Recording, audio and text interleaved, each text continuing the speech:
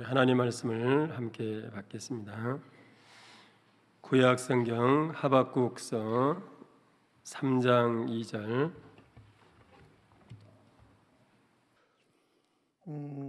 많은 교회를 다녀보고 특히 목포에도 여러 교회를 다녀봤는데 여러분 얼굴을 보니까 이 교회는 부흥이 안 해도 되겠다. 부흥회 사실 우리에게 식상한 용어일 수도 있어요. 부흥회, 그렇죠? 그래서 우리는 조금 우회적으로 부흥회란 말을 좀 안 쓰려고 노력을 해서 조금 물이 바다 덮음 같이 레마 축제 이런 얘기를 좀 갖다 뜯어붙이는데 그놈이나 똑같은 얘기인데 왜요? 부흥회 때문에 우리는 은혜 받았던 추억도 있거니와 우리는 부흥회 때문에 식상하고 마음에 상처받고 그것 때문에 트라우마를 가진 분들도 계세요. 그래서 우린 부흥회가 별로 그렇게 마땅치 않아요. 그럼에도 불구하고 그럼 한번 생각해 보자고요. 그럼 부흥회 안 하면 뭐 할 건데요? 왜 오늘 제가 부득이 주제를 터닝 포인트라고 준비를 했느냐? 우린 너무 멀리 떠나와 있어요.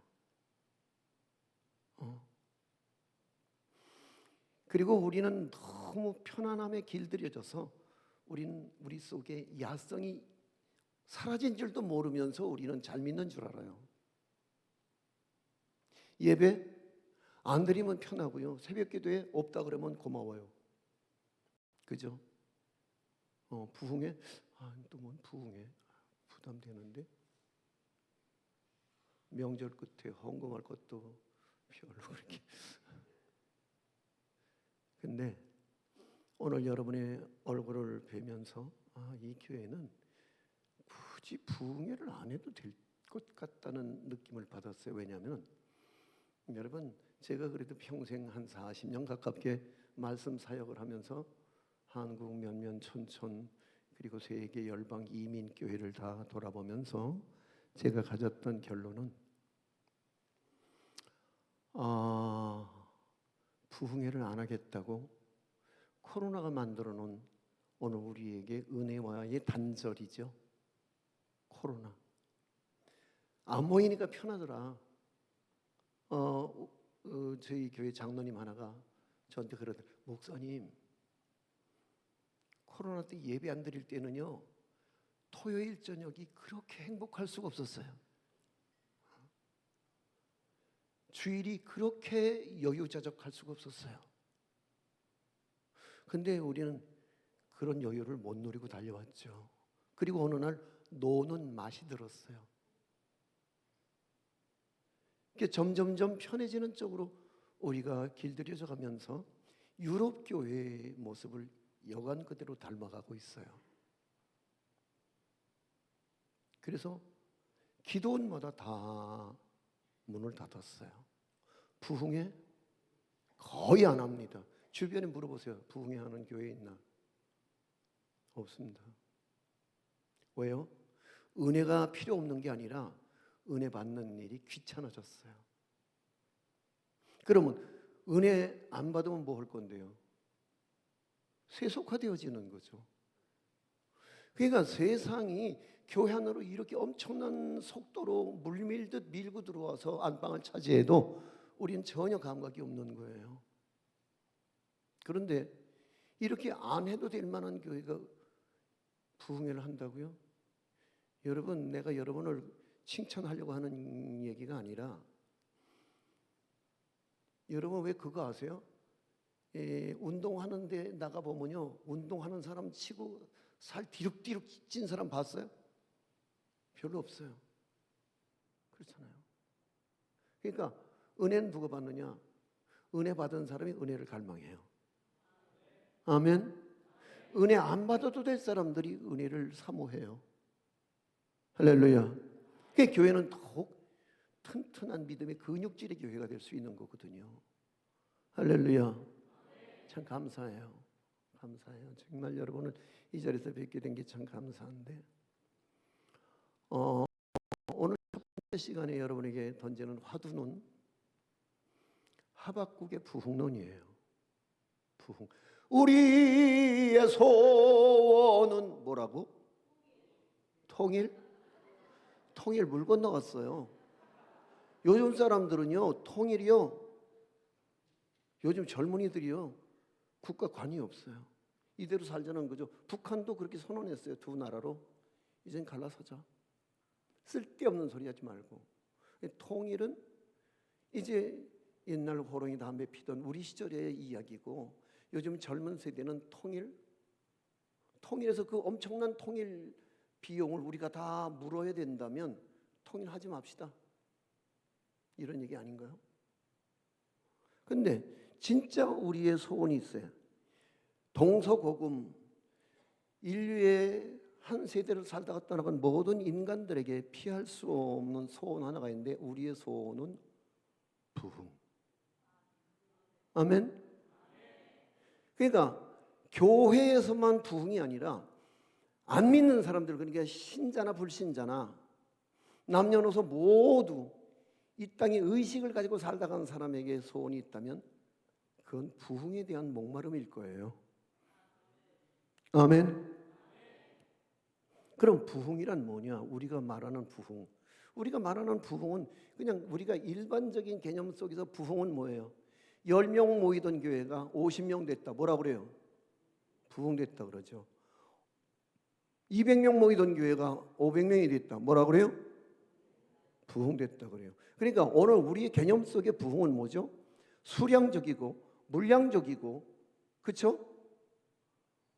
소유론적인 게 부흥이에요. 그러니까 뭐냐? 부흥은 그냥 우리가 제대로 놓고 보자면, 자, 3장 17절 말씀이 우리에게 이렇게 말해주고 있어요. 이건 역설이거든요. 자, 뭐냐면은 오늘 우리가 인류가 꿈꾸는 부흥은 무화과 나무가 무성해지는 것, 포도나무의 열매가 많아지는 것, 감람나무의 소출이 늘어나서 부자 되는 것, 밭에 먹을 것이 많아지고 우리의 양떼가 늘어나고 외양간의 소떼가 늘어나는 것. 그게 뭐다? 부흥이다.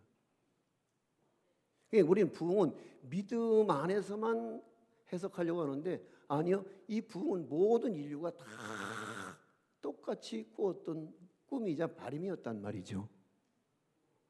내가 공감 그리고 띄우면 여러분은 받아서 완전 공감 이렇게 대답하세요. 공감? 그게 부흥인 거예요. 많아지는 거예요. 늘어나는 거예요. 배불러지는 거예요. 부자 되는 거예요. 아멘? 그게 부흥인 거예요. 근데 오늘 우리가 이 부흥에 대해서 원론적으로 한번 이제 개념을 한번 정리를 해보자면, 부흥이라고 하는 말은 한문이거든요. 다시 흥할 흥, 다시 흥하는 거예요. 영어로는 리바이벌, 그렇죠? 레스토레이션. 이게 무슨 얘기냐? 쇠퇴했던 것이 다시 일어나는 것. 그게 부흥이죠. 근데 원어적으로 한번 생각해 보자고요. 그건 오늘 우리가 보편적으로 생각하는 부흥이고, 성경이 말하는 부흥은 뭐냐? 우리는 꿈에도 소원이 부흥이고, 그것이 교회 본질인 양, 그것이 오늘 우리의 믿음의 전부인 양, 우리는 부흥을 꿈꾸고 노래하고 바라고 목말라 하는 데 있어서 성경이 말하고 있는 부흥은 별로 취급하지 않아요. 왜요? 우리가 그토록 꿈꾸고 그렇게 중요하게 생각하는 부흥을 성경에서는 오늘 본절에 딱 한 번밖에 취급하지 않아요. 찾아보세요. 아니, 중요한 부흥이라면 정말 하나님 원하시고 오늘 그것이 성경이 진짜 우리에게 가르치고 있는 부흥이라면 성경 끊임없이 우리에게 부흥론을 가르쳤을 거예요. 그런데 성경에 보면 부흥이라고 하는 말 자체가 오늘 본문에 딱 한 번밖에 안 나온다고 한다면, 그리고 눈 씻고 봐도 부흥이라는 단어가 두 번 다시 나오지 않고 등장하지 않는다는 이유는 성경은 부흥을 원하지 않는다. 이해가 되십니까? 왜? 오늘 본문이 말하고 있는 부흥이라고 하는 것은 하야라고 하는 원형에서 왔는데, 이 하야라고 하는 단어는 살다, 그게 바로 하야라고 하는 단어인 거예요. 근데 여기서 파생되어진 하이에프라고 하는 단어가 있는데 완전하게 살려내다. 그게 부흥의 뜻이에요. 많아지는 거, 부자 되는 거, 먹을 거 그저 다 터지게 배 터지게 먹고 그래서 그냥 살찔까 봐 벌벌 떠는 그게 부흥이 아니라 진짜 부흥은 남들 화장실 하나 때문에 아침에 그냥 막 트래픽이 일어나고 막 이러는 거 말고 화장실 2개 딸린 아파트, 3개 딸린 아파트 뭐 이런 게 부흥이 아니라 성경이 말하는 건 완전하게 살려내다. 아멘. 그렇다면 오늘 우리는 이거 쏘아왔다고요. 왜냐하면 부흥이 하나님인 척하는데도 분별력이 없어. 우리가 믿음의 목적이 부흥이었던 거죠. 그래서 그만 하나님이 필요한 게 아니라 하나님 때문에 내가 부흥해서 부자 되고 좋은 집 살고 큰 차 타고 내가 통장이 빵빵해지고 내 카드를 어디에 대고 긁어도 그냥 무한 한도액으로 그냥 마구잡이로 긁어 쓸 수 있는 풍요로움, 그게 오늘 우리가 바라는 부흥이라면 부흥이 하나님인 거죠. 하나님 뭐예요?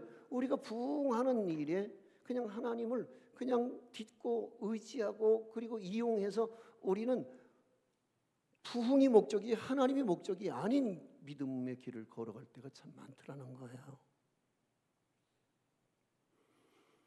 그래서 분별력이 없어서 우리는 하나님을 부르는데 목적이 하나님이 아니라 부자 되는 거예요. 그래서 우리는 그냥 지금까지 부흥을 그렇게 목말라하고 갈증나서 그냥 부흥 외치고 노래하는데 솔직히 말해 보십시다. 교회가 부흥하기를 원한다고요? 교회가 부흥하기를 원하는 배면에는 사실 하나님의 목적보다는 나의 꼼수가, 나의 야망이 더 지배했던 거죠. 그래서 그 하나님의 이름을 잘 선용해서 내가 그 하나님 때문에 부흥한 인생이 되는 것. 그게 오늘 우리의 믿음의 꼼수 아닐까요? 그래요. 그런데 제 목회를 좀 얘기를 해도 될까 모르겠어요. 방송실 제가 아까 드린 동영상 있죠? 좀 준비해 주세요.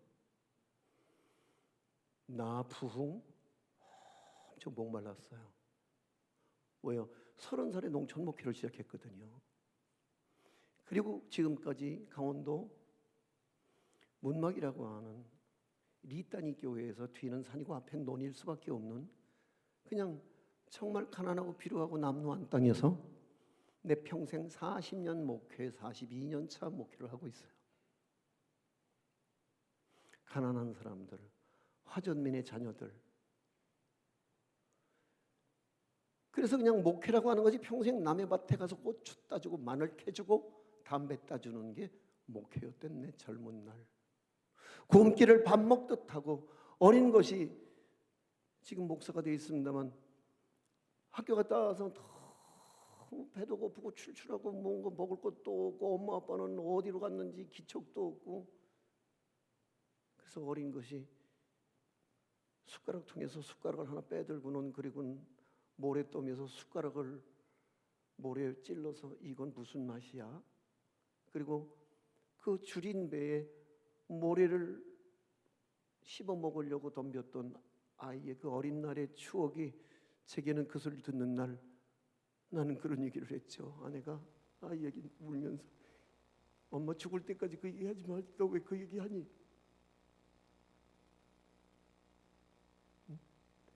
그렇게 가난한 목회를 해왔어요. 그러다 보니까 상대적으로 내 부흥에 대한 열망은 더 지대했던 거죠. 막 자나깨나 우리의 소원은 부흥이야. 부흥을 그렇게 노래하고 꿈꿨는데 그때만 해도 부흥이 하나님인 줄 알았어요. 그것만 되면 다 해결될 줄 알았어요. 그런데 그렇게 죽자고 부흥을 향해서 달려왔는데 진짜 부흥이 되더라고요. 그러니까 우리 동네가 전 세대가 70세대 정도가 있어요. 아주 작은 마을이죠. 화전민들 마을인데, 근데 그 70호 되는 마을에 한 90% 이상을 전도했으니까 꽤 열심히 달렸죠. 아내하고 어린 것들 그저 집에다 거의 감금 수준으로 가둬놓고는, 그리고는 나오지 마, 나오지 마. 저기 산에서 뱀 내려오고 그러고 만지지 마, 만지지 말고 얼른 문 닫고 들어가. 그리고 아이들을 키워야 했던 저 젊은 날 정말 열심히 달렸어요. 앞뒤 전후좌우 살필 겨를 없이 그냥 마구잡이로 부흥 하나만 바라보고 달렸어요. 그랬더니 부흥이 됐어요. 늘어났어요. 그래서 그 작은 목장이지만 양떼가 많아졌어요. 그리고 굵직굵직한 소떼도 생겼어요.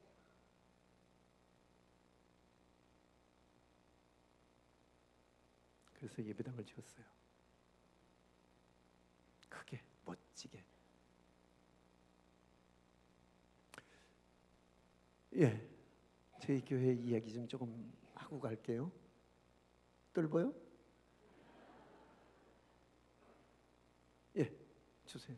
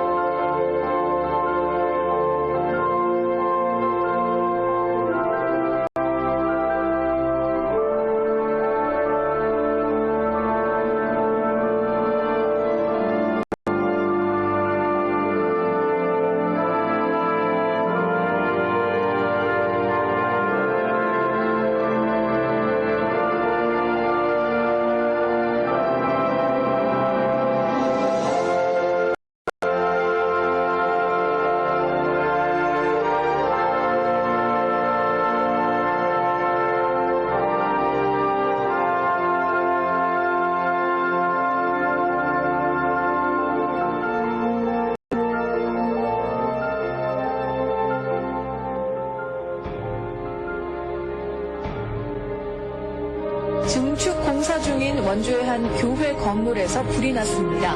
완공을 눈앞에 둔 건물이 작은 용접 봉투로 한순간에 잿더미로 변했습니다. 조상식 기자입니다. 건물에서 뿜어져 나온 식검 연기가 하늘을 뒤덮었습니다. 옥상에는 불기둥이 소용돌이치며 솟구치고 내부는 온통 불구능염으로 가득합니다. 소방대원이 출동해 진화 작업을 벌이고 있지만 벌써 30분째 불길이 잡히지 않고 있습니다. 이불로 1000제곱미터 규모의 교회 예배당과 목재 의자 등 내부 집기가 모두 불에 탔습니다. 바람을 타고 불이 바로 옆 산으로 번지는 것을 막기 위해 산불 진화헬기도 출동했습니다. 교회에 불이 나자 인근에 사는 신호들이 몰려와 우열하는 등 일대는 아수라장으로 변했습니다.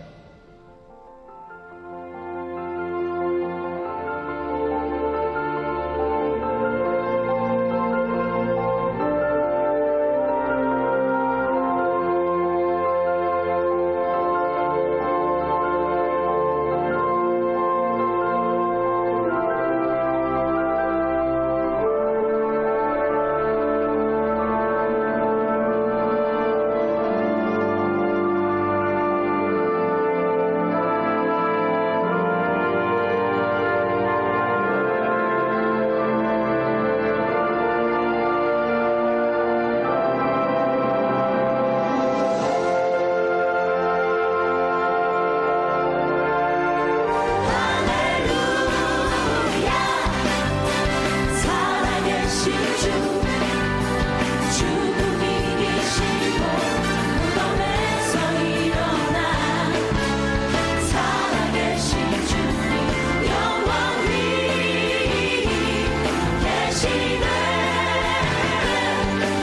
그대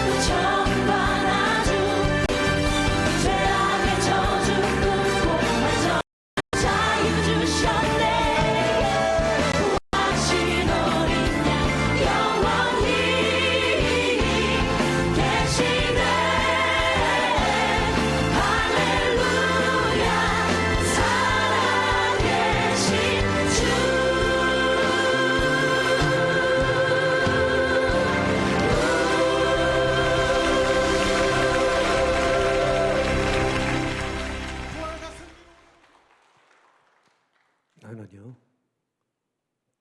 꽁 잡는 게 매라고 하는 격언처럼 그냥 어찌됐든 교회만 커지고 예배당만 늘어나고 그 안에 양떼만 많아지면 부흥이라고 생각했어요.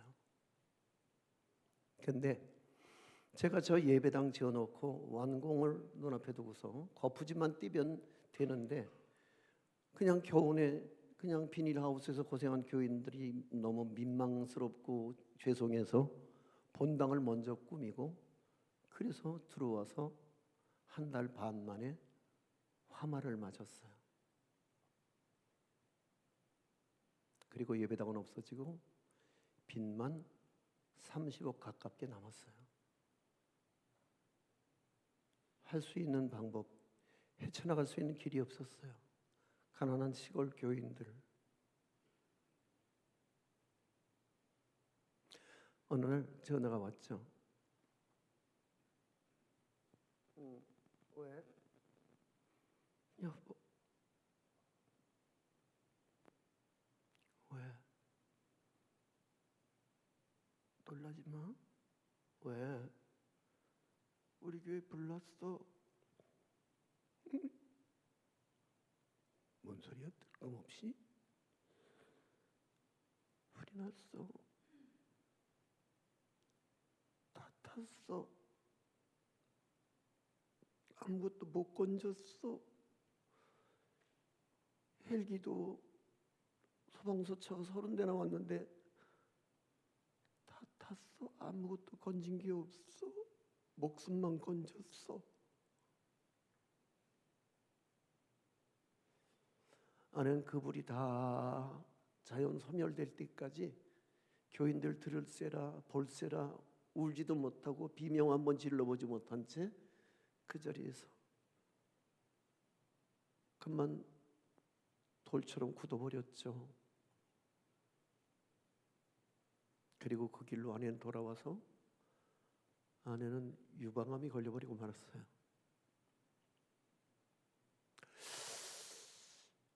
외국에 나가서 공부하던 녀석이 어느 날 전화 왔어요. 아빠 왜 말 안 해? 뭔데? 우리 교회 불났다며. 그래 그렇게 됐는데 어떻게 알았어? 친구들 카톡보다 알았어. 들어갈게. 들어오지 마. 아빠 너 비행기 값 줄 것도 없다. 오지 마. 왔어요. 너 갖고는 제일 먼저 어디가? 예배당 가지. 그러니까 목사님네 자제들은요, 그것도 굴레야. 애들이 싸울 수도 있고 애들이 말썽 부릴 수도 있는데 아이들 앞에는 크게 붙어. 목사들이, 목사 딸년이 크게 붙어. 운명처럼 붙어. 그 아들이 목사가 됐어요. 근데 이젠 그런 얘기 하더라고요. 옛날엔 목사 아들이라고 부르던 나를 사람들은 이제 아들 목사라고 불러. 가갖고 공항에서 그냥 들어온 길로 그냥 예배당에 가서는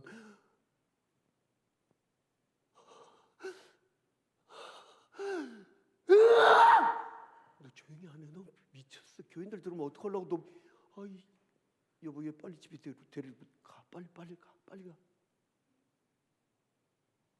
그리고 그 길로 집에 들어간 아들 녀석은 공황장애를 만나고 말았어요.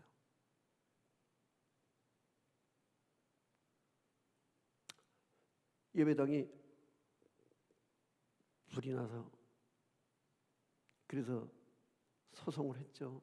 시공사가 불을 냈거든요. 마지막 공사하다가. 근데 그 재판에서 우리가 피해자인데 가해자가 이겨버렸어요. 우리가 물어줘야 돼요. 오히려 보상은커녕. 그리고 어느 날 우리 장로님 연락 왔어. 목사님, 예,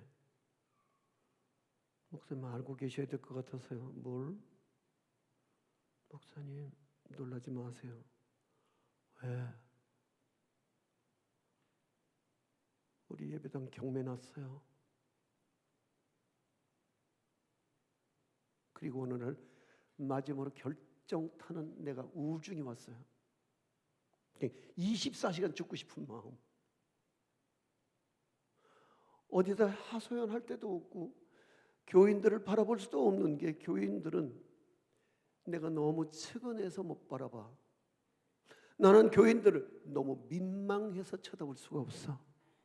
왜? 예배당만 지으면은, 그래서 우리 교회 부흥만 되면은 이제 축복은 따놓은 당상이고 우리 모두는 이제 하나님의 복 받은 건 당연한 거지. 나는 목적이 뭐예요? 부흥이었고 목적이 예배당이었어. 예배당 크게 짓고 거기 양떼만 많아지고 거기에 솥대만 늘어나면 나는 대박 목회라고 생각을 했어. 그게 성공적일 거라고 생각을 했죠. 근데 어느 날 하나님은 예고도 없이 예배당 딱 지어서 주일 예배 꼭 6번 드리는 불어버리셨죠. 그리고 그 어마어마한 천문학적인 돈이 연기가 되고 티끌이 되고 재가 돼서 다 사라지고 말았어요. 교인들은 울다 더 이상 울 기력도 없이 그냥 지쳐서 널브러진 그날 교회를 수습할 수 있는 방법론 자체가 없었어요. 그래도 가족들이라도 좀 건강해서 뭐라도 용기를 줬으면 좋으련만 병든 아내는 날마다 사경을 헤매고, 공황장애에 걸린 아들은 하늘이 무너질까 봐 밖에 나갈 수도 없고, 우울증에 시달리는 나는 날마다 눈만 뜨면 아이고 지겨워. 어떻게 살아? 저녁에 잠자리 누우면서 하나님 나 내일 아침에 눈 안 뜨게 해주세요.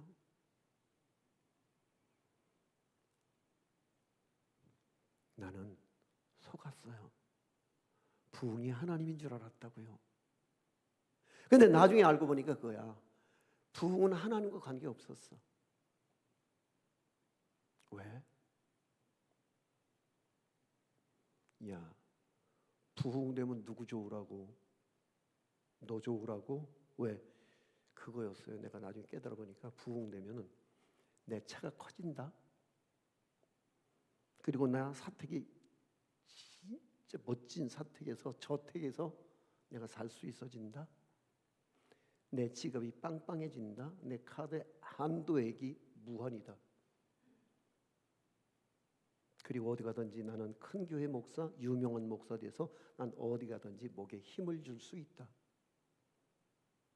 그게 내가 원했던 부흥이었던 거야.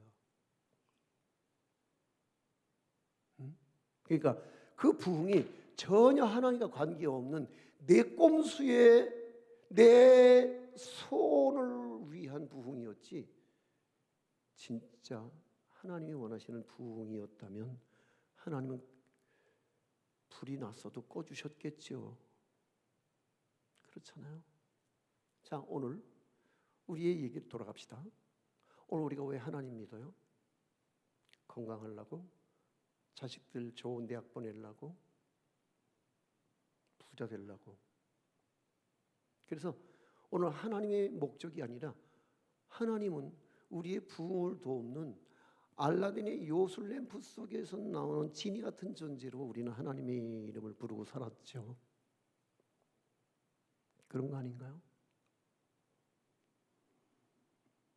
그리고 죽음의 그 긴 세월을, 아까 그 동영상이 좀 허접하지요. 그게 2011년도에 불이 나서 2012년도에 제 입당하면서 그때 잠깐 만들었던 건데 제가 이렇게 오래도록 울고 먹어요.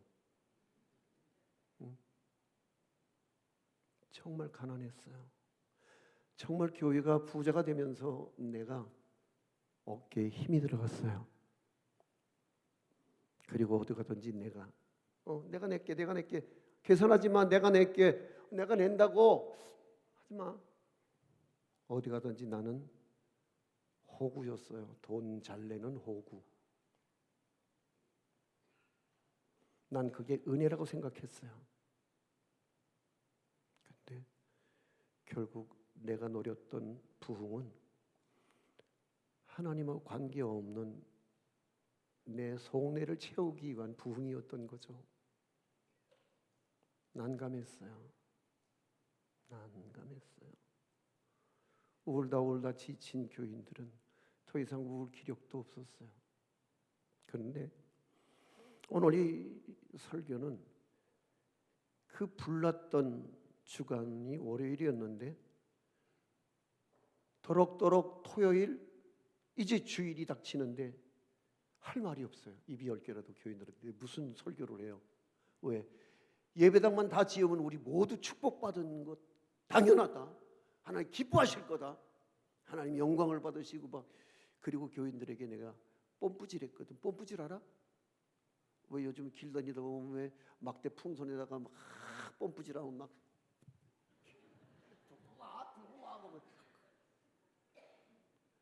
교인들에게 엄청 뽐뿌질을 했죠. 예배당이 목적인 것처럼, 예배당이 하나님인 것처럼, 부흥이 천국인 것처럼. 그리고 한 달 반 만에 예배당을 날려버리고는 할 말이 없었어요. 밤새 일주일 내내 뒤적거렸는데 입이 10가리도 해줄 말이 없는 교인들 앞에 무슨 말을 하지 이 와중에. 그래서 뒤적 하다가 주일날 새벽녘에 가서 내가 발견한 본문이 오늘 본문이에요. 제목을 붙였죠. 꿈이 불타버릴 때. 철학적이죠. 꿈이 불타버릴 때. 근데 내가 깨달은 건 그거예요. 하박국이요, 나처럼 우리처럼 부흥을 꿈꾸고 노래했다고요. 그것도 속히 수년 내에 부흥시켜 주십시오. 하나님 제발 부흥 좀 시켜 주십시오. 이 피폐한 가난과 결핍에서 이제 벗어나는 길은 이제 내 목장에 양떼가 많아지고 소떼가 많아지는 길이고, 그리고 감람나무에 소출이 드러나고 무화과 나무가, 그리고 밭에 먹을 것이 늘어나는 길밖에 없습니다. 하나님. 그리고 하박국이 그렇게 부흥을 꿈꾸고 노래했는데 정작 하나님이 하박국에게 보여주신 비전은 멸망이었다고요. 바벨론의 침략으로 말미암아 나라가 멸망하고 온 백성들이 다 포로로 끌려가고 젊은 여인네들은 그 모진 군인들의 발길질에 그만 성폭력을 당해야 되는,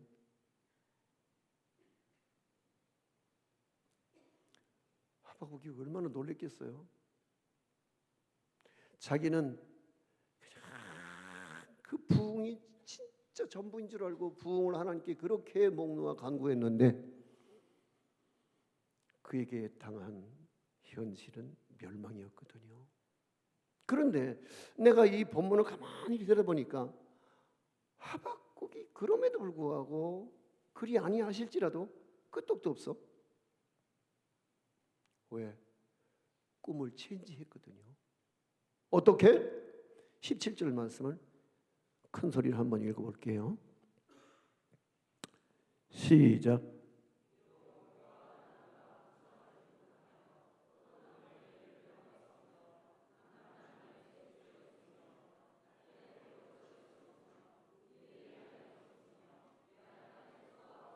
자, 여기서 우리가 첫 번째 오늘 본문에서 발견하게 되는 가장 중요한 부흥에 대한 키워드는 없을지라도.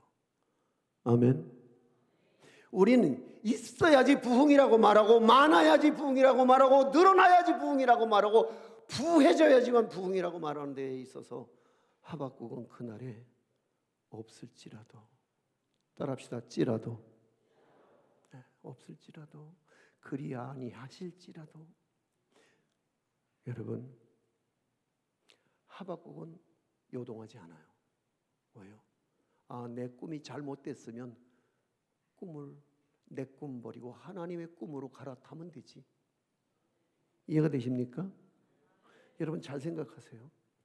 오늘 우리가 예수 믿는 목적이 뭔가 나의 소유와 나의 성공과 출세와 내 자식들의 장래를 위해서 우리가 예수를 믿는 게 아니라 그리 아니하실지라도 아멘. 없어도 할 수 없죠 뭐. 내가 그 불나던 날 교인들 앞에 했던 말이 있어요. 울면서 있잖아요. 하나님께 드린 것만 남았어요. 그리고 우리는 통곡했어요. 하나님께 드린 것만 남았노라고요. 그렇게 안 먹고 안 쓰고 그리고 그렇게 힘이 겹도록 덜어서 듬뿍듬뿍 덜어서 예배당 건축에 쏟아부었는데 우린 그걸 다 한 방에 죄를 만들었잖아요. 그리고 내가 마지막으로 할 수 있는 말은 하나님께 드린 것만 남았습니다. 이해가 되십니까? 이제 우리는 제로 분기점에서 시작해서 마이너스 27억이 오늘 우리의 빚더미로 남았는데, 근데 그거 아세요? 저지르는 사람이 있어요. 목회자들도 이게 막 터뜨리고 막 저지레 하는 사람이 있어요. 저지레. 그리고 우리 김병기 목사님처럼 수습하는 목사님도 있어요. 아멘. 은사가 다른 거예요. 나는 저지르는 은사거든요. 저질러, 막 저질러, 생각도 없어. 그냥 그게 믿음이고 감동이고 하나님의 음성이었던 거야. 그러니까 40년 동안 농촌 목회를 하면서 나는 늘 그 어느 날 우리 손주가 누구야 한매, 누구야 뭐 삼촌, 작은아빠 막 이러는데 나도 옆에서 구경하다 나도 한번 물어봤어. 난 누구야 그랬더니 사고뭉치. 지 할매가 가르쳤어. 네 할배는 사고뭉치야. 사고뭉치. 그러니까 이게 기억을 했다가 나는 사고뭉치래. 내가 할 말 없다.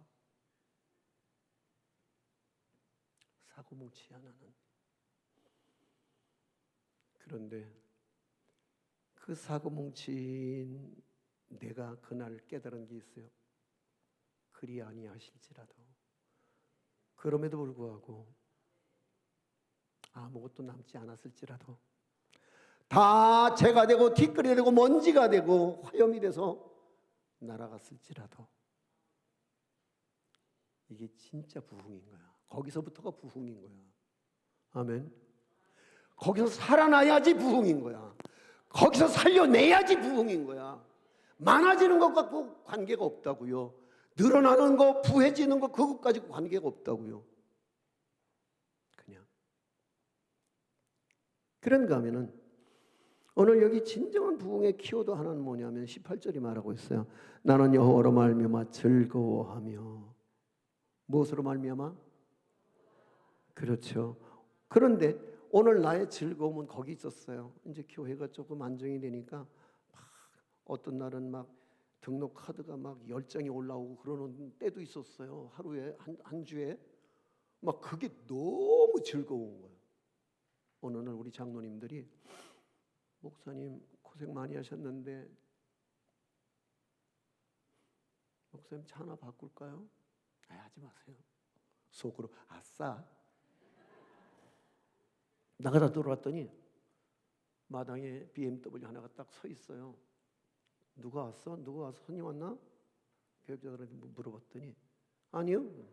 저 밖에 있는 차 저거 누구 차야? 그랬더니 장로님들이 목사님 타라고 BMW 뽑아왔어요.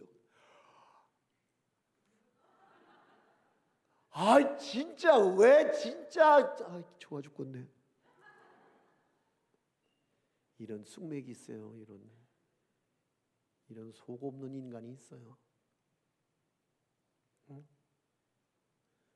그날 나 진짜 즐거웠어요. 그러니까 오늘 내가 누리는 즐거움, 내가 추구하는 즐거움은 하나님과 별반 관계없는 즐거움 때문에 나는 그렇게 부흥을 노래하고 꿈꿨던 거 아니었을까요? 그래요. 그러니까 내가 꿈꿨던 건 결국 뭐냐면은 내 생계수단을 위한 부흥이었어요.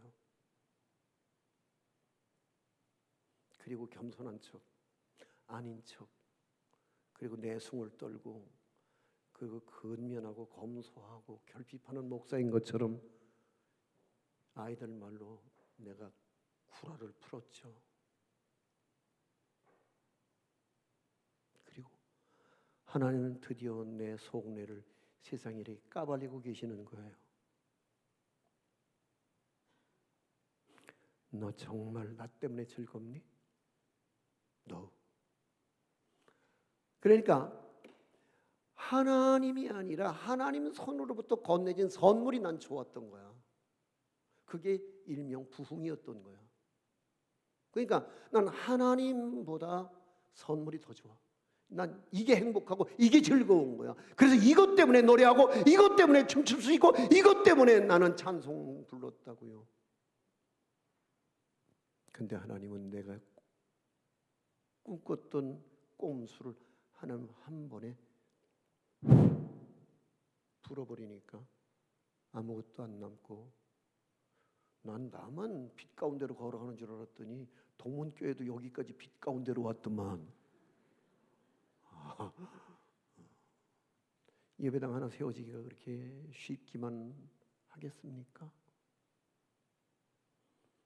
난 목사님 아드님 따님 얘기하는데 나 진짜 부러웠어. 잘 키우셨네요. 우리 아이들은 그런 우여곡절 목회의 파란 만장 속에서 아이들은 상처가 너무 깊은 거야. 회복이 안 되는 거야.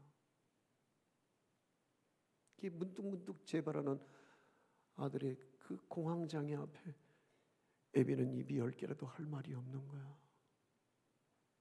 미안하다. 애비 목회 때문에 너희들이 너무 큰 희생을 감당해야 했구나. 미안하다. 그러니까 여러분, 하박국의 부흥론이 우리에게 가르쳐주고 있는 첫 번째 키워드는 그리 아니하실지라도. 아멘. 두 번째 키워드는 여호와로 말미암아 즐거워하는, 거기에 오늘 우리의 신앙의 본질이 있는 거죠. 하나님이 즐거우면 나머지는 다 통하는 거야. 그죠? 근데 얄미운 거 아니에요?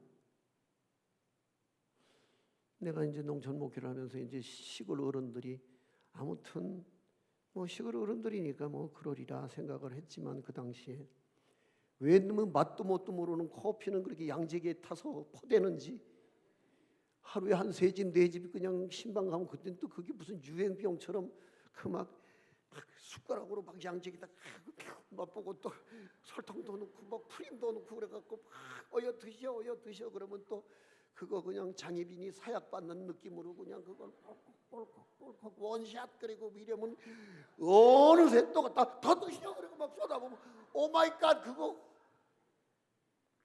하루에 몇 집만 돌면은 밤에는 이제 그때서부터 이제 그 지독한 불면증이 밤새 고생했던 내 젊은 날. 근데 그렇게 가난하고 날마다 남의 밭에 가서 고추 따주고 마늘 캐주고 그래갖고 얻어온 뭐 삶은 감자, 뭐 구운 옥수수 이런 거 이제 가방에 넣어주잖아. 그 이제 집을 향해서 막 오는 거야. 이제 해걸음에 막 돌아오면은 아이들이 하루 종일 저희 엄마 오는 언덕배기를 쳐다보다가 엄마 아빠의 얼굴이 나타나면 막 진짜 영화 찍어, 영화. 그러면 내가 너무 미안하기도 하고 그래서 팔을 이렇게 덜컥 벌리면은 나는 쳐다보지도 않고 내 가방을 낚아채. 그리고 뒤지는 거야. 막 이건 뭐야 아빠, 이거 뭐야, 이거 뭐야. 그리고 아이는 내가 반가운 게 아니라 내가 들고 오는 무언가, 가난하고 배고팠던 시절에 아이들의 줄인 배를 채울 수 있는 먹거리에 아이들은 관심이 더욱 많았죠. 어느 날 문득 아이들의 모습 속에서 나의 자화상을 봤어요. 아, 그래. 우리는 하나님이 즐겁진 않다. 공감? 그 하나님이 주시는 형통, 부요, 건강, 장수, 성공, 출세, 아멘 안 해도 공감? 그럼요. 그게 하나님의 뒷전인 거라. 근데 오늘 하박국이 혼났거든. 그 멸망하는 조국을 목전에 두고서 그는 비로소 이제 깨닫고 있는 거예요. 그래요. 없을지라도 그리고 하나님 때문에 즐거워할 수 있어서 감사합니다. 아멘. 여기 조금 더 나가서 기쁨의 소재를 말하고 있어요. 나의 구원의 하나님으로 말미암아 기뻐하리라. 아, 나는 내가 구원받았다는 것 때문에 기뻐한 적이 별로 없어. 당연한 거지 뭐. 내가 예수 믿고 구원받은 게 뭐 그렇게 대단해? 당연한 거지. 예수의 보혈로. 그래서 나는 구원의 기쁨을 상실한 지 오래된 채 앵무새처럼 나는 성경의 말씀을 주절거리고 살았어요. 왜? 직업이니까. 근데 어느 날 문득 다 불타서 재가 돼버린 그 자리에서 뻥 뚫린 하늘을 바라보면서 다 불탔어요. 하나님, 아무것도 안 남았어요. 빚만 한 30억 가깝게 남았어요. 근데 그때의 그 잿더미 속에 현현하신 하나님의 형상을 보게 되었어요. 그러니까 내가 너무 기댈 게 많고 바랄 게 많고 내가 구하는 게 너무 많아서 그것들에 가려져서 하나님이 안 보였던 거예요. 아멘. 부흥이라는 이 가림막 속에서 하나님은 가려져서 보이질 않았던 거죠. 그리고 나는 내가 목회자라고 설교자라고 내가 리더십이 있어서 이 가난하고 척박한 이 화전민 마을에서 이렇게 큰 예배당을 짓고 내가 이렇게 많은 교인들을, 우리 교인들의 한 60%는 원주 시내에서 오거든요.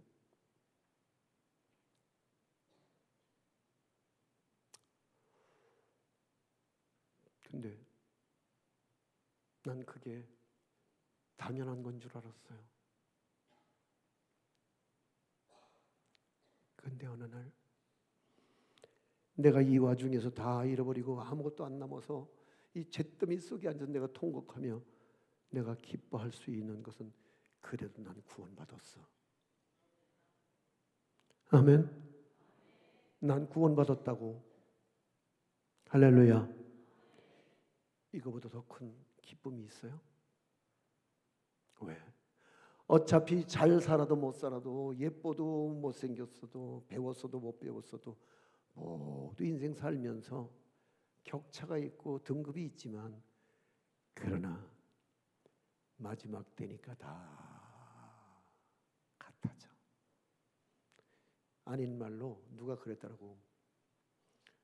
안방에 누운 놈이나 산소에 누운 놈이나 그럴 나이가 온다고. 그럴 나이가 오는 거야. 평준화되어지는, 그리고 마지막에 똑같이 죽음이라는 관문을 통과해야 되는, 그 다음에는 내가 제일 잘 나가. 땅에서 내가 이렇게 농촌 목회하느라고 평생을 이렇게 지질 궁성을 떨고 날마다 가난해서 그 어린 것들을 그 작은 창자 하나 채우지를 못해서 그렇게 아이들에게 큰 상처를 줬던 이 못난 애비가 그날에 내가 죽음의 관문을 통과하는 그날에 내가 제일 잘 나가는 사람이 될 거야. 아멘. 왜? 난 구원받았으니까. 얘들아, 애비가 너희들한테 해준 게 별로 없지만 우린 구원받았잖아. 아멘. 우리에게 영생이, 그리고 우리에게 그 면류관이. 할렐루야. 그래요. 여러분, 오늘 우리에게 있어서 땅에서 우여곡절 인생을 살고 파란만장 인생을 살지만 중요한 건 뭐냐? 소유가 아닌 거예요. 남보다 많이 먹었다고? 남보다 더 비싼 산의 진미로 배를 채웠다고? 그 별거 아니야. 남들보다 좋은 대학에 갔다고? 그것도 별거 아니야. 그냥 어느 날 세월이 나를 그렇게 몰아가서 다 평준화되어지는 그냥 늙음을 거쳐서, 그래서 죽음 저 건너편으로 가야 할 그 땅에서 내게 가장 잘 나갈 수 있는 근거 하나가 있다면 나는 예수의 보혈로 구원받았어. 할렐루야. 그리고 내게는 면류관이 있어. 내 방에 그런 그림 하나 있어요. 누군가 천성을 향해 들어가는데 예수님께서 막 맨발로 뛰어나와서 천성에 들어오는 그 성도 하나를 끌어안고 그렇게 행복하게 웃으시는 그 그림 한 장을 내가 늘 내 책상 머리맡에 놓고는, 내가 어려울 때마다 내가 그 사진을 보고 내가 내 그림을 보고서 내가 그렇게 행복했어요. 그래, 지금은 어려워. 나 죽고 싶어. 나 죽고 싶어. 수면제를 2알 3알을 거푸 먹어도 잠이 안 오던 그날,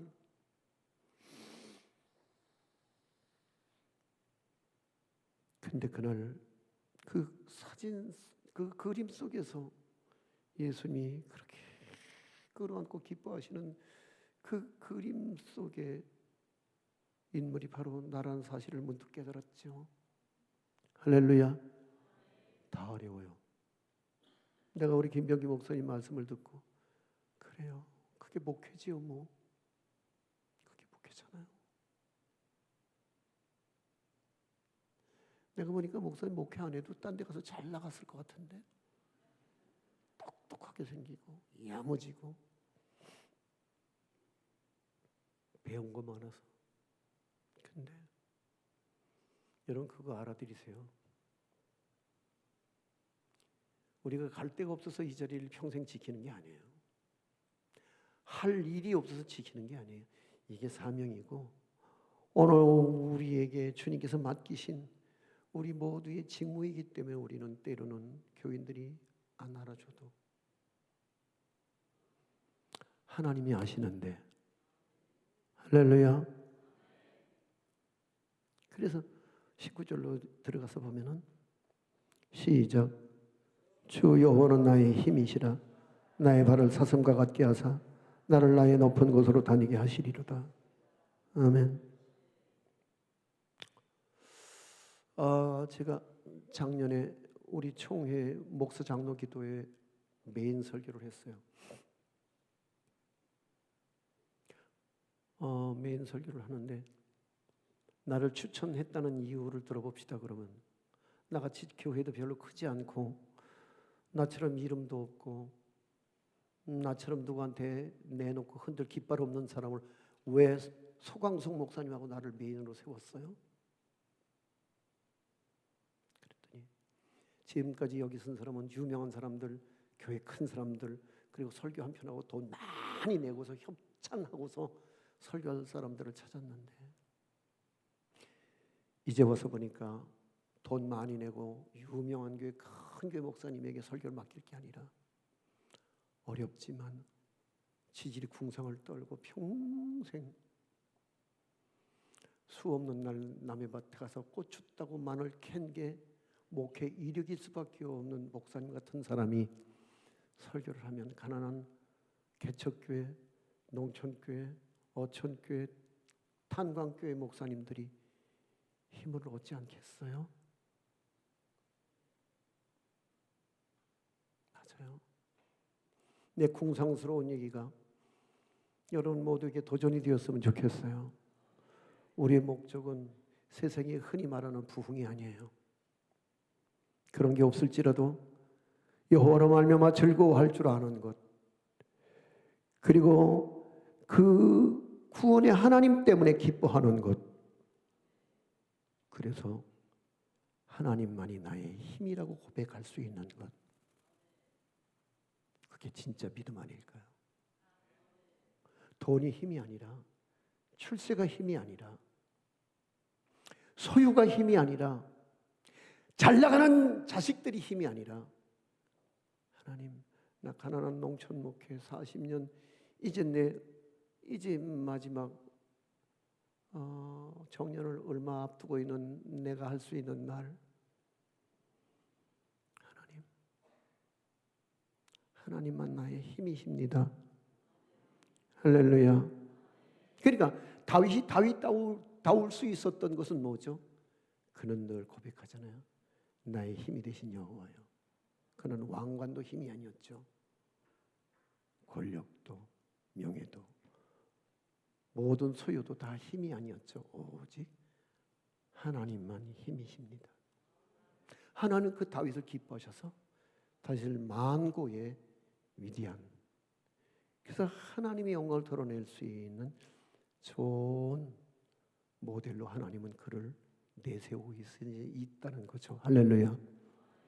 오늘 나와 여러분 모두가 그 하나님만이 힘으로 삼을 때에 다윗처럼 오고 오는 자손 만대에 정말 복 있는 사람, 성공한 사람. 오늘 내 이 설교를 정리하면서 내가 하고 싶은 말이 있어요. 나 목회 성공했어요. 가난한 이들과 그들 밭에서 보냈던, 그들 논에서 보냈던, 그들과 함께 고사리를 꺾으며 지냈던 시간들이 나는 성공 시대였습니다.